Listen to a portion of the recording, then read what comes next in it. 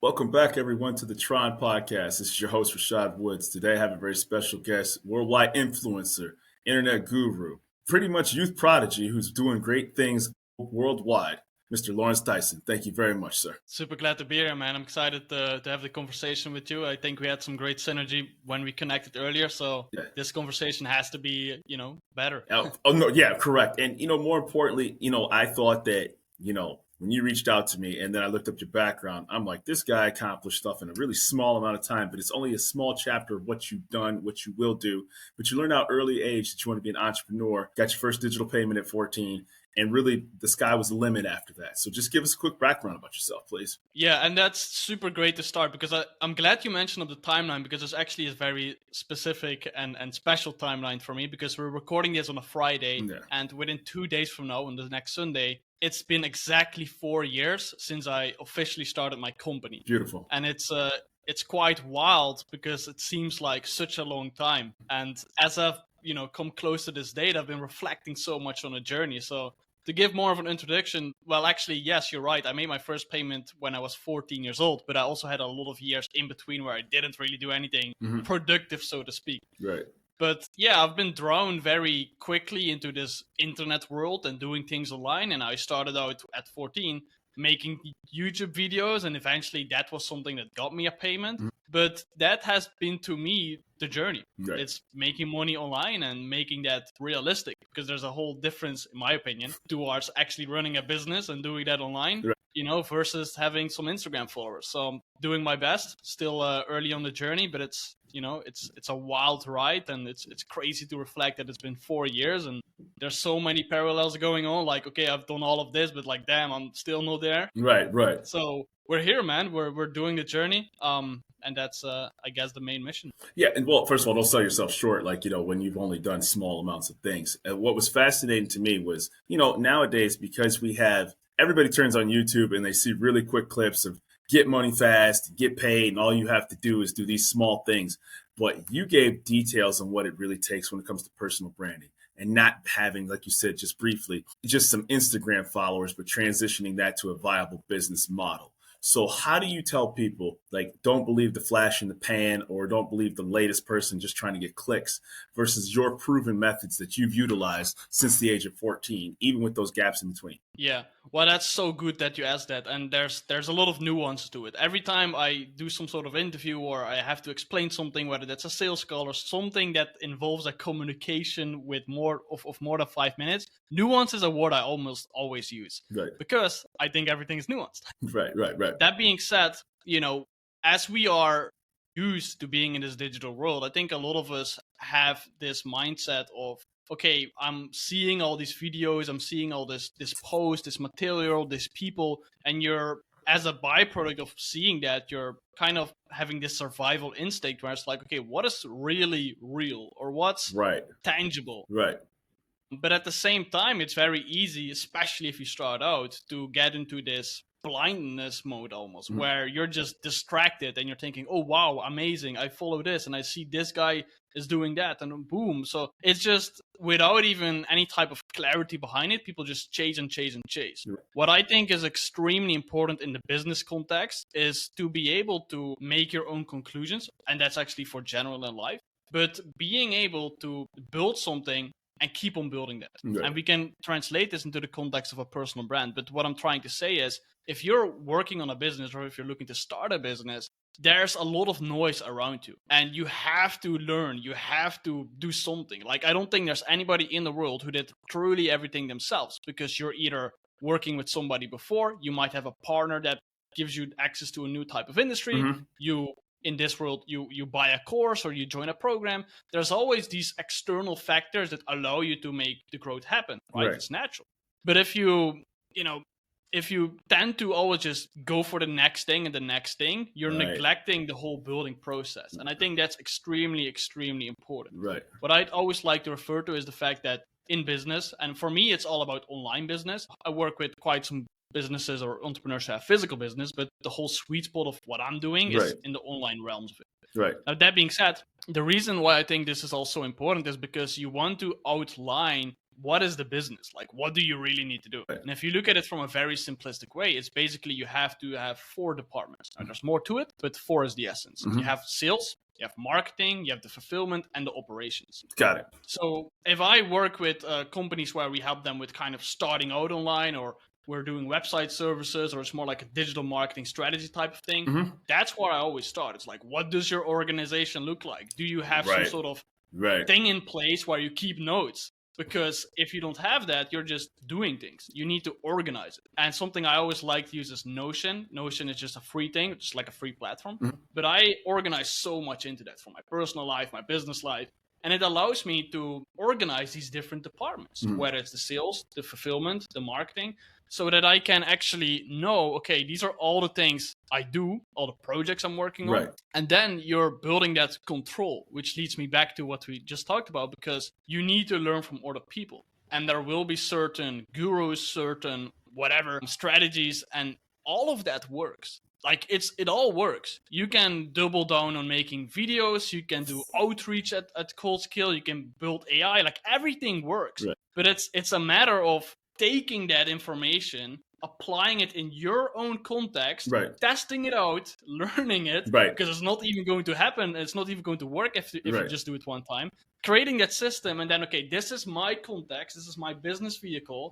All right, so this guy tells me that if I run my advertising in this way, that this is going to blow up my business. Well, yes, that could work, but that's one system. That's one part. Correct. So that's, pretty much my whole vision on business in a very short manner. And we could talk about the personal branding aspect of that, but I think that's where everything starts. Well, I think it was very interesting when I was watching some of your videos for your previous podcast. Is obviously one of the things to build your business in addition to your personal brand is to have 2 separate websites. You said make sure, and I saw yours, and it was very detailed. You have your software as a service. You have detailed, and for people who think you didn't have online payments, you screenshotted it on your website specifically to say, listen, this is how you can kind of filter through the noise of proven methods and systems that actually work. And so, in a small context, when it came to this podcast, even though I may not have the expertise in every single field of the person I'm talking to, the same principle applies when it comes to, okay, what is this person's background? What have they accomplished?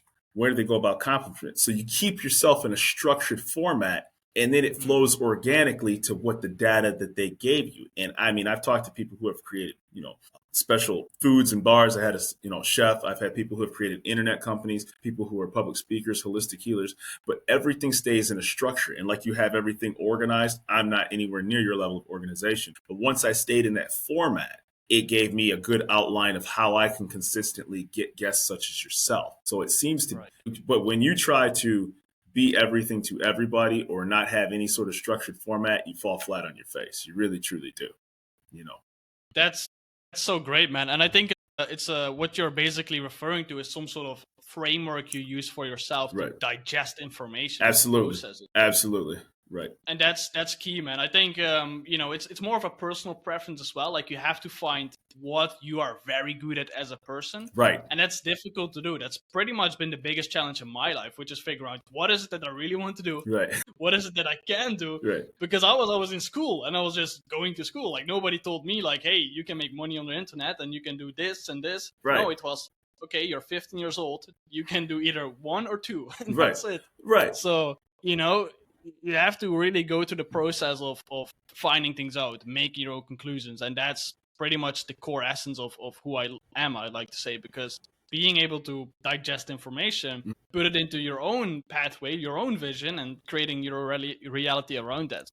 Right. So let's talk about onboarding a customer. First time comes to Lawrence and his team and says, hey, I have this particular, widget or brand or product that I want to sell. And I've kind of either A, capped out, B, don't have the expertise, or C, quote unquote, the time. Because, I want to be respectful that some people generally are burning the candle on both ends with family and life, et cetera. And they're like, hey, I have something good. I've gotten good response, but I need to take this to the next level. What's your onboarding process like? Yeah, that's amazing, man. That's so good. I love to talk about this because it's something that gets neglected so much.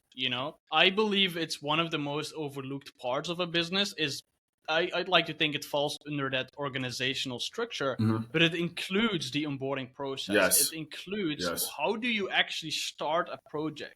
not just what is all the things you do to try to get money in, but after somebody paid you, what happens then? Right. Because that's essentially the determination of, is that, project, that fulfillment on its own, is that successful? Mm-hmm. Because if that's the case, then it's, successful. Exactly. So you can repeat it. Exactly. So you can keep growing. Correct. And if that doesn't happen, it allows you to crash out your business. Answering your question more specifically, there's something which I refer to as step 0, Mm-hmm.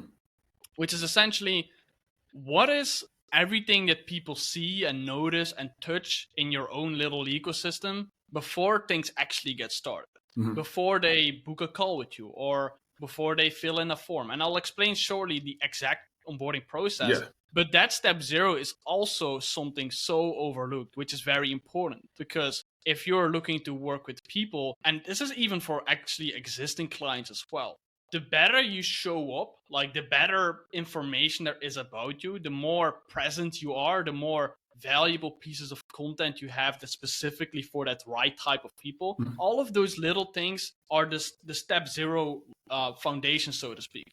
Which means whenever somebody sees that, if they're going to be a potential client or even an existing client, they're going to be warmed up in their mind. Like they're going to be essentially programmed to think, all right, like this guy is winning. Like he's doing great things. Yeah. It's, and it's the reality we live in. You have to promote yourself. And that's something a lot of people fail to do. And I like to think that I'm not good at it enough. Like I think I need to promote myself way more, especially if I look at content. Yeah. But that is an overlooked part. You need to really promote yourself in a good way, which should also be looked at from a formal type of position. If you are, a company or like to have things very formal and professional, you also need that. You also need to make sure that people can actually find some information about you. That if they look at your website or your social media profile, that all those things are neat and in order and just looks good. And you mentioned professional photographs too, so it's very important to have. Yes. Yeah. Yes, that's a good thing as well. Like when I did that, I don't know, 2 years ago, when I had like a decent professional photo shoot, like I'm still using these photos today. So, it's a good thing. And it just shows you up in a very good manner. You can use it for all your social posts. You can put it on your website. It's such a good thing to do. But the reason this presentation format, so to speak, is so important is because it also, that also extracts in the onboarding. Mm-hmm. So when I specifically onboard clients, there's always different type of steps in that onboarding process in itself, which depends on the service, right? If you have a different type of services, there could be different type of onboarding process. Or if you have multiple companies, that could also be a thing. But what's very important is that process starts essentially for the first time they speak with you, because it's the step 0, which is all they see about you. And then the first step is this interaction. And that's when they do a call with you and things like that. So usually most businesses have 2 calls set up. It's like a discovery call. Hey, what's up? How are you? This is nice. You like it? Boom. Second call. This is how much it costs. You like it? Boom. Money. So that's essentially business, sales, super simply said. Right. But after that, the actual onboarding will start. And that isn't, here's how we start the project, but that also includes, hey, this is the payment that we need from you. This is the contract that we set up. This is the welcome email. So in an onboarding process, there's different steps we look at. And I learned this as well by working with other companies and all that stuff. So, you learn and you adapt. But what's important there is, if you have that onboarding process, you want to make sure that even the contract people sign look good. Even the welcome email you send to clients just are great. All of that stuff is also important, because when people did pay you, that's just getting your foot in the door. Then you still need to make it actually happen. So putting that in mind, I think, is important. So for me, onboarding process is a good contracting, nice design around it, all that stuff. Good welcome email. And then you have to just have like some sort of internal project management, depending on what you use. I think onboarding forms are important. So you always want to have some sort of form that you use to onboard clients, because you can ask their information. You can do the same with calls. You can always have AI tools to record the calls. Beautiful. So that's also something very important. Absolutely. So there's quite some steps actually with that. But onboarding in a nutshell, I guess. So one of the quick questions that I had is that obviously with everything gone digital and people playing catch up, it's easy to play trends, or it's easy to chase things, as you said in some of your previous shows. People will see something that was successful, but they want to emulate it. And I know that obviously you're in Europe and the fast food chains and restaurants may be different, but you'll see like a fast food company or a restaurant put out a great new dish or sandwich, and then everybody suddenly wants to make that same one to try to get the customer base. So how do you try to stop the quote unquote duplicator or chasing trends to a customer that says, well, they did that, I need to do that as well too, and that'll get me a quick buck. But in reality, they may not be customized for them specifically in their business needs. Right. Well, that's such a great point, and the perspective of referring to the big companies, I think that's such a big level, because I think it's natural to see, for example, if it's maybe my McDonald's or like a giant company and they bring something out new and you like it, and then it's like, why didn't they do this before? Like, they're such a big company. Right. That happens all the time. Like, you need to think hard of some good examples. A chicken sandwich, like a regular chicken sandwich. You'd be like, dude, like, what are you talking about? Like exactly. It's like, bro, this should have been here all the years. Right, it's chicken. But I think a big reason of that is because those big companies have so many more policies, and they have to be so much more careful, and they have so many layers, risk migration managers and all that stuff. So if you're on a smaller scale, which is relevant for the people here and myself and you don't have that thing, which means you can very easily adapt and test. Right. I think the issue with that is you need to manage your resources, because if you're going to try and chase and spend money on creating a campaign or something, you're just, throwing it. Yeah, you're just basically just hoping something sticks, right? Like, and then it just becomes, well, somebody did this on the internet and I need to do that as well too. And what you'll find out is that you will always gravitate towards what you're good at, and what you're bad at, will go by the wayside. And so if you weren't passionate about implementing new policies, new market, new products, you're not going to work at it if you really didn't want to actually be like a viable product, a viable sales process and funnel. Eventually you're going to go, it's like playing sports, right? If you don't dribble a basketball, you don't work on your left hand.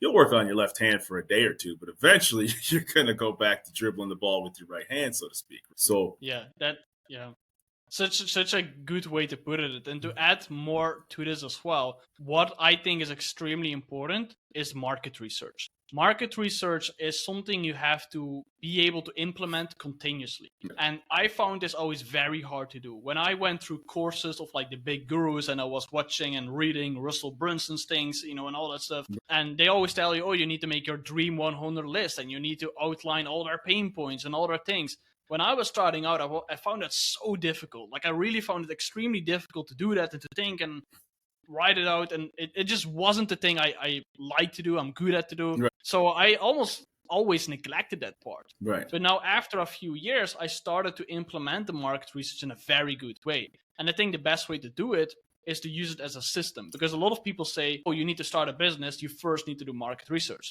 Yes, but you need to be able to continuously do that. Right. Because all of that information, that's going to give you the position where you could kind of have a good judgment of like, this is not going to work, this is going to work. You can't be too arrogant, and you cannot always know, but that's important. And one way to do that is also linking back to this onboarding system. Right. So if you onboard clients, and this could also be, for example, 30 days after working with them, or after each year you do some sort of survey you send out to everyone who has your software. Depending on the business you have, you can always find a way to do this. And what you do is you just ask your clients. Like, you just literally ask them a list of questions, like, what did you like about this? What didn't you like about this? All of that stuff, because that's going to give you the real market research. Right. So, and of course, there's so many AI tools, things like that, which can amplify all of this. But that position to be able to study your clients, to ask them, that's super valuable. So I would always recommend people to find a way to build a system so that you can always do that for every new client. Well, I think it's interesting too, because, in every business model, especially in the digital era, you don't get the luxury of being able to hide in your little corner and sit back and say, well, I have my clientele base and I'm doing really well. I'm collecting my sales, and I don't have to update my service. I don't have to update my software. I don't have to implement new processes. Obviously it's competitive and cutthroat. And, I'm sure, you're part of the business. very well and very successful. You're probably getting your customers continually poached. People are probably sending emails. This person sent this to me, Lawrence, what do you want me to do? I don't want to leave, or I don't want to switch services, but they're saying they're going to offer this at this price. They can say they can do exactly what you can do. So how do you combat that in such a fast-paced era where people duplicate technologies, processes, and even can come in at a lower price, whether that's a good or bad or a fraudulent thing that the person could be getting done? Right. Well, I can only reflect from my personal position. And the way I see it is that I'm more into a B2B business. I haven't really been in a B2C market ever. I worked with a lot of people in e-commerce, and we did a lot of things there. Right. That's not my sweet spot. Like, I know for myself that the service type of business approach is something I like to do and I'm better at. So it depends on that environment, first of all. Because if you are into more of a B2C market, if you take a look at some sort of e-commerce or like a product to buy, then that replication factor is a real thing. Yes. Because people, there's some China company that builds the same thing as you for 20x less the price. Right. So why would you buy the premium? So that's a real concern. But if you're more in this service approach, there's more nuance to it. And I think that could play in your benefit. And that's the best thing to do there, is just to build genuine, good relationships, which is also why the onboarding is important, which is why whole process is important, which is why you want to do market research. Right. But I think that's the strongest factor there. If you build proper relationships and actually get results for them, people want to kind of stick with it. Right. And it's something you could use in your advantage. But the truth is, people are a bit lazy. Like, people wouldn't really be able to quick and say, oh, I'm paying for this and now we're going to try this. Right. Most people don't do that. Right. So it also plays a role, but you have to kind of resharp your pitch, so to speak, every time. You have to improve. You have to keep offering. So I think, it's important to look for these ways, like what can you do to improve. But I think the strongest factor, as I said, is just that human touch you have with them, the actual relationship you build with them. Right. And I think that's the most important thing. Alongside also being able to continuously provide value, because you don't want to put your clients in a state of stagnation. Correct. The way to do that, as the very first thing, is to manage the expectations in an extremely good way. Also part of the onboarding. So with that, if you have a service-based business and you provide a specific service, you need to outline it very clear. Right. What is that going to look like? Right. What is the timeline? What are the deliverables? Yeah. Because if you're not setting that up from the beginning, people are saying, oh, amazing, I'm going to work with this company and they're going to do this. And then they expect it's going to continue. But you as a business owner can't even realize that, because after the 2 months you actually did your thing, and yes, it's great to work with them, you can't do your work for free. Right. And then it creates this friction. Right. So you have to set it up from the beginning, right? And if you have a software, then it's monthly or annual payment. So there's important structure there. Right. But the expectations management is also very important, because that way you know what to deal with. If you say from the beginning, hey, we're going to work together for 2 months, or this is exactly what you're going to get, then yes, you'll stop the client work after timeline, but then it's finished. You can manage a good project. Exactly. You can ask for the input. You can kind of have a 100 on 100 score project. Correct. Which works, so that's very important as well. I thought that was very interesting, right? Because, it's also about managing company expectations when it comes to size and scope of a company, right? So you have like UFC, which is a huge dominant, obviously the big player in MMA. But over where you're at, there's KSW, right? Which is a regional local player, which never, I've watched a couple KSW MMA events. I'm not sure how big of a fan you are,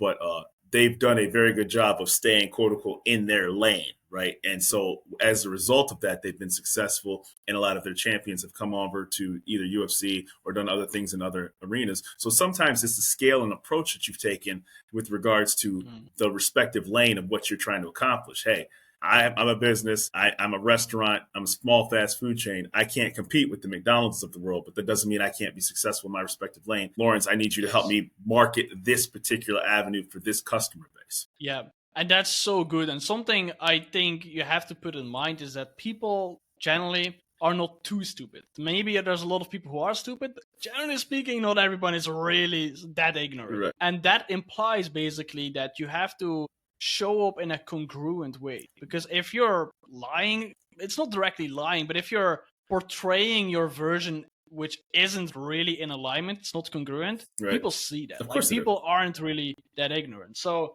what I mean with that, and that's a perfect example, you have to play, your position. Right. If you're a freelancer, you shouldn't act like some agency. Like, correct. if you're just a one-man job, you should be transparent, because people are actually looking for that. There's people who don't want to deal with an agency. They just want to have that guy who does it. So, yes, you have to reinforce that. Like, you have to play the position that's the strongest for you. And I think it's natural that you kind of put yourself in a bigger jacket, so to speak, because something I learned quite recently, something somebody said to me in a call, is that when it comes to social media, you essentially have to live the life 12 months away from now. And I thought that was very interesting, because it's pretty much what everybody is doing. Like, you're portraying the best version, because why would you tell about your bad day or about your loss? For like, sure. That's not going to happen. For sure. Right? 150%.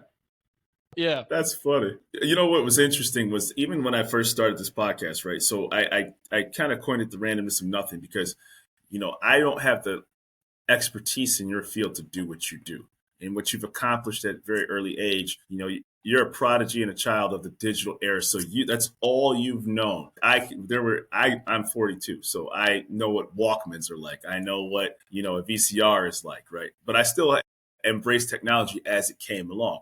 But to pivot what I named the show as, by allowing people who are subject matter experts and in their fields, even though you guys have different fields of work, all your guys' process is exactly the same. The clarity, the onboarding, the listening. And it took a long time for me to learn to listen, right? And to actually adapt and be able to absorb information and then read between the lines, body language, because you can tell when somebody's not feeling you. You know what I mean? And you got to be honest with yourself, because you have it. So you got to be right. You know what I mean? I pitch myself to people and they're like, nah, I'm not, you're not my cup of tea. And you have to say the same, when it comes to your services, right? So everything can't be, but your preparation and steps are the same, regardless of the result, but you still adapt from your failures too. That's so strong, man. That's completely true, because there's a certain recipe, right? Like, there's a certain process that everybody has to go through, I guess. And I'm very much aware of my position as well, because you're totally right, man. Like, I grew up in this age from getting around the digital world. And I look at people who are a few years younger than me, and I think, like, it's pretty crazy. Like, they're even way ahead of that. They don't know anything else. They don't know anything else, man. Exactly. And that's pretty crazy. So I'd like to think I'm not really in the middle, but, I'm like almost, I have like a small background of before the digital age, so to speak. I was in college when YouTube dropped, okay? So, Exactly. You know what I mean, and it's important to realize that, and I have to put myself, as well as a young man, like, I have to be very realistic about that, because what's something which is very important to me is to be a person who gets respect from other people, especially in the business context. And I think in general in life, it's something I respect a lot. Right. So I'm working with most people who I work with are older than me. Absolutely. And, I want to always repay my respect from that. And it's a two-sided thing, because there could be generally things where somebody is 30 years older and they have the fancy degrees and all that stuff, but they're just rude or ignorant. Or I've had this literally 2 weeks ago. I was on a call with somebody and they didn't let me finish. I was very formal, professional. I was doing my best. I was like, hey, sorry, no, but I didn't said this. I actually said this, and this is what I showed you. And they're just like ignorant, angry, and it's like, come on, man! Like, you're 30 years older than me. Like, you should know what to do, Right. It's and that might come a bit of an arrogant position of myself, but that's only because of those situations. Generally speaking, this is something which I think a lot of my peers neglect. I think a lot of guys who are the same age as me, they kind of forget about that, because I think it's very important to be able to showcase the respect to the right people. And, I know for a fact, like, I've never really worked in like an office and got degrees, and I didn't went to university. And, I'm very realistic about that. So I pay my respects to the people who do, because it's like, well, you are ahead of me in those things. Like, I know that, and you have to be super realistic. And I think some people cannot do that. Right. Which I do think is important. Sometimes that degree on that wall by default gives people a certain level of, you better respect. There's a reason why they hang it up, right? They didn't hang it up because, what I'm saying? Like, like whether it's, so we all know, like, and that's a very good lane to navigate, particularly some people in the digital era who do not have to navigate that. I always ask this question of my guests, and trust me, you don't need me to find you, because you're very successful without me. But for the people who'll be listening, where can they find Lawrence Tijssen, his services, and what you have to offer? Yes, so the best way is to always check out my website. My website has everything. It has my full name.com, so you can see everything there, which is a very good example of why that positioning is so important. But I'm pretty much around on most social medias. I have my full name everywhere because I want to show myself as a brand, which is an important factor. So For sure. Yeah, I'm there. You can always connect with me. I'd like to be very proactive to connect with people. Right. So you can always check me out on socials and my website. Right. And like I said, I've had a chance to navigate your website, and I'm very, very honored that you carved out some time and you reached out to me, halfway across the world for you to even know what this show is. I'd like to think on a small scale, I'm doing something right, but I know that in order to continue to grow, 80% of what I have to do is listening. Right. And the other part that I learned was when people email you, make a 24-hour response back to email. Right. So it's Yes. right. Because it is so easy to you don't know who you're going to get on that other end and who's going to be a guest on the show. And if they reached out to you, you have to stop what you're doing and make a conscious effort to send that email back and reply back, because it's a busy world and they got a lot of things pulling at their attention. Yeah, and I agree. I think just to note on that as well, I think that's such a good thing, which is why I always refer to being proactive, man. And the fact that you mentioned answering back within 24 hours, that's such a big thing. Oh my gosh. Just imagine how much more you can do if you reply to every message instantly. Yeah. Your clients love you for that. So you'll get a good name just by being the person who always replies fast. Yeah, it's made a difference, man, because, people are carving out time to contact you, and, everything may not work itself out. Sometimes I've talked to people who I didn't book, but at least I had that communication back. So I got to tell you, man, this has been a blast. I really appreciate your time. Like I said, I'm just a small guy doing a podcast, trying to talk to people like yourself and pick their brains. And I'm honored that you carved out some time to do so. Absolutely, man. Glad to be here. Thank you. Much appreciated. That was fun, man.